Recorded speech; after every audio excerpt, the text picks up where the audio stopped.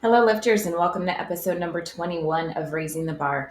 In today's episode, we are going to talk about how and how frequently you should be testing your one rep max. Testing your one rep max is going to look a little bit different depending on how advanced the lifter is. A more advanced lifter is going to test less frequently and do so in different methods other than just working your way up to a one rep max. Whereas a beginner lifter is probably going to test more frequently and they are probably going to be working all the way up to that one rep max in order to get a really good gauge as to where they fall. And the reason being is as a new lifter, you don't know what your body is truly capable of, right? You are just learning form, just learning technique, just getting comfortable moving the weight, learning the details around each specific lift. And it's very common for new lifters to experience very significant strength gains in the beginning. And then as you become more advanced, that range as far as like the big jumps from PR to PR are going to start to get a little bit smaller as you advance. So, with that being said, the majority of our conversation today is going to be based around advanced lifters. So, let's talk about what a true one rep max is. A true one rep max is a weight that you are only physically capable and mentally capable of hitting one time. And I say mentally capable because your mental state has a lot to do with the way that your body performs. So, if you are not in the correct mindset, that the physical aspect probably isn't going to follow. So if you were able to complete that same weight for a second rep, it is not your true one rep max. If you were able to put more weight on the bar and continue to move the bar, it is not your true one rep max. Your true one rep is a weight that you are only physically capable of moving one time. And typically, the one time that you do it, your form is going to be subpar. You're not going to be technically sound on this lift. You're probably going to have some breakdowns in your form, some breakdowns in your technique, and that's normal. So, and then, as you start to progress in your strength and continue on with your training, the next time you hit that weight, which hopefully it's not going to be your one rep anymore, that bar is going to move a little bit more soundly. One very big point that I want everyone to understand is you are not going to get stronger through testing your max. You are going to get stronger through your training. Just like when you were in school and you took a test, you did not learn anything new from that test. You learned all the things you didn't fully understand. You learned what concepts you didn't understand. And then through your studies, you then focus on those things that you missed on the test. That way you can get better and get a better grade on the next test. It's the exact same thing with testing your max. You are going to find out where your form breaks down. You're going to find out where your weak points are. You're going to find out where your sticking points are. That's all information that you need to know to then strategically plan your next training block or your next few training blocks. That way you can work on those weak areas and make them strengths the next time you go to max out. So, with all of that being said, how frequently should an advanced lifter be testing their max? In my opinion, I say 2 times a year outside of a competition setting. Again, keeping in mind that lifters do not see strength gains through testing their max. You see strength gains through strategic training. Now, there are several ways to gauge whether or not you're getting stronger outside of testing your max. One way that I really like is bar speed. So, over the course of a training block, if we start with, let's say, an RPE 8 at a rep count of 3, the bar is moving at X speed. Over the course of 6 to 8 weeks, we can then recreate that same training session and you can test the bar speed again. Did the bar move quicker? If it did, then we probably got stronger. Did the bar move with better technique and better form at that same weight? If yes, then we got stronger and we got more technically sound. Those are all ways that you can gauge whether or not you're getting stronger without having to test your one rep max. Another way that I like to gauge a lifter's one rep max is actually by testing the 3 rep max. And before I go into the details about testing a 3 rep max, I want to go over the concept of RPE first. So RPE is rate of perceived exertion, and it is a way to gauge intensity level for the lifter. This would be used instead of using a percentage. So with the RPE, it goes on a scale of 1 to 10. We don't use anything lower than a 6 because there's really no point in talking about that. So it really is used from a 6 to 10 level. So if we're using 3 reps, for example, if that's the rep range, or the rep target, I should say, and our RPE is a level 8, you should be at a weight to where once you hit that 3rd rep, you probably have about 2 more in the tank before you would fail. So it should be a weight that in theory you would be able to hit 5, but because we don't want you at a max intensity, we want you at a RPE 8, you should have 2 left in the tank.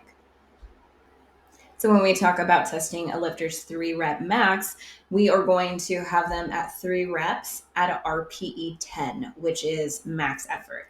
So if the lifter is able to hit 4 reps, it is not an RPE 10. That would be considered more of an 8.5 to a 9. So we want the lifter to have as much weight on the bar as possible to where that 4th rep is definitely not an option. Once a lifter completes that 3-rep max at an RPE 10, which again, if they were to do one more, they would fail, we would then take that weight and use a multiplier of 1.06 in order to calculate what their 1-rep max would be. To provide an example of this, if I have a lifter who I'm trying to figure out what their 1-rep squat is, and they achieve 500 pounds for 3 reps at a RPE 10, again, that is their max, they would not be able to do a 4th rep. I would then take that 500 pounds and multiply it by 1.06 to get a 1-rep max of 530 pounds on their squat.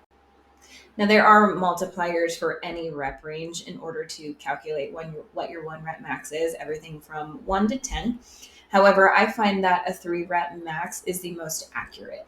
So when we do the 3-rep max, add in the multiplier, and then we go and test their 1-rep max, let's say at competition, it's going to be the closest. I've kind of played around with a couple different ways to do it. I've done a 5-rep max, I've done a 2-rep max, and the 3-rep range tends to be the most accurate more consistently than the rest of them. Again, 2 times a year to test your max is plenty, in my opinion. Testing your max, especially if you're hitting all 3 lifts, or if you were a super total lifter, you're hitting all 5, meaning your 3 power lifts and your 2 Olympic lifts, that is extremely taxing on the body. And your body needs a lot of time to recover in between those individual attempts, all within that same testing period. And then you also need a lot of time to recover between that test to the next test. And you need to be able to take what you learn from testing your max and apply that in your training in order to see the strength gains the next time that you test. And it does take time for your body to change and adapt and put on the muscle in those weak areas and work on the mobility issues. And it takes time to do all of that. So, if you're testing your max more frequently, it really is going to be counterproductive because you're not going to get better information out of it. You're going to get the same information repeated. But if you are not taking the time to implement that information in your training, you're not going to see any type of gains. So now where do meets fall in this whole conversation? So making the assumption that a competitive powerlifter's meet goal is to hit a PR, I still think that it is appropriate to test your max 2 times a year outside of a competition setting.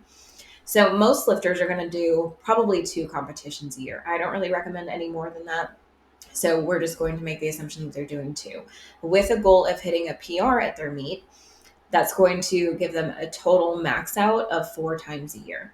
However, during the prep process, it is really important to find where that 1-rep max is. That way you can gauge what your attempts are going to be for that meet, and you have an idea of what that 1-rep max attempt is going to be when you are standing on the platform.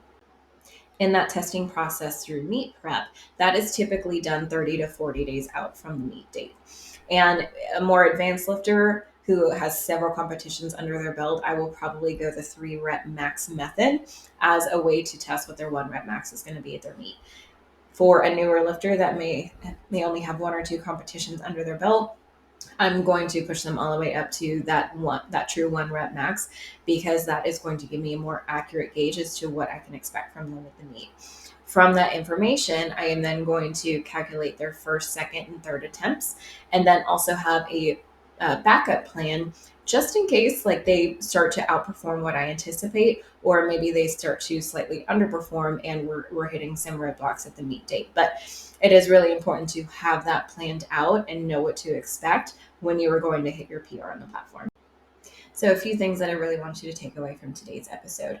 The first one is you do not have to test your max all the time in order to see strength progress. 2 times a year, 3 at the most is plenty. Testing more frequently is going to be counterproductive. And really, the whole point of the test is not just to see how much more weight you added onto the bar. And yes, that is a really good indicator that you are gaining strength, but it's really to see where within the lift at max effort are you breaking down. Where are the weak areas? Where are your sticking points? And those are the things that you need to take away and implement into your next round of training in order to really see progress. So that strength is not coming from the test itself, but it's coming from the information that comes from the test that you then can apply and make yourself stronger through your training. The second big takeaway from today's episode is knowing that there are multiple ways to test your 1 rep max or test your strength gains. So, my personal favorite is through the 3 rep max method and then adding in the multiplier to figure out what your 1 rep max is. And you can do that again through any rep range you want. You just have to change the multiplier. And if you have questions about that, please leave them in the comments below. And you can also track bar speed. So with bar speed, again, you're going to test a certain weight at a certain RPE. And then at the end of the training block, you're going to recreate that same training session and then test the bar speed again.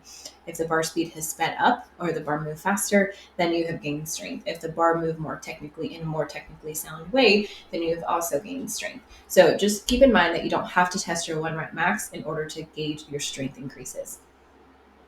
I hope you found value in today's episode. If you did, please subscribe and share with your fellow lifters. And as a thank you for listening, I did provide a link so you can download a free copy of my performance nutrition guide. Thank you so much for tuning in, and I will talk to you next Wednesday on Raising the Bar.